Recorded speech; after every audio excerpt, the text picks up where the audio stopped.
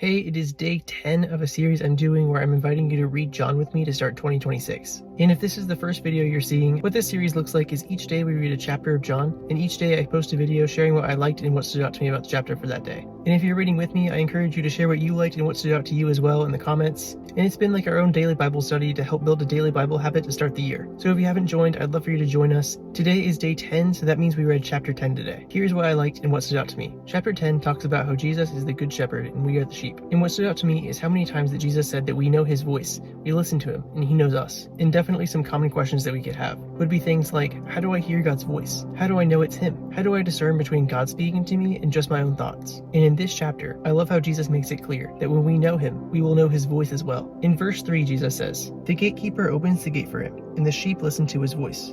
He calls his own sheep by name and leads them out."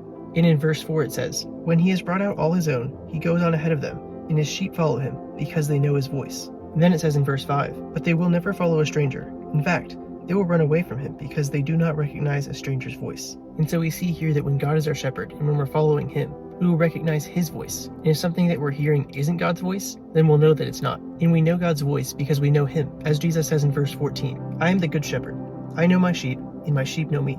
And this has been a chapter that I often refer to when trying to answer the question of how can we hear God's voice? Or how can we discern God's voice above others? And for me, I found the answer to be simple. The more time I spend with God, the more time I spend in prayer, reading my Bible, I get to know God more. I know who he is, I know his character, and I know how much he loves and knows me as well. And when I feel him speaking to me and putting something in my heart, I know it's him. And I can't really explain it other than the fact that I know it's him because I know him. And if something I'm feeling is my own thoughts or is from anything outside of God, then I'm also able to recognize that because something in me knows that it's not from God. And so the more I spend time with God, the more I recognize his voice, the more I recognize him speaking to me. And whenever I feel him putting something in my heart, I can't explain it, but I always have a deep peace, and I can know it's from him in this way. And when something isn't from him, I just don't fully feel right about it or have peace about it, and I know it's not from him. And so I encourage you, if you've been wondering how to hear God's voice better, if you've been having a hard time hearing his voice or recognizing his voice above others, I completely understand. I've been the same way.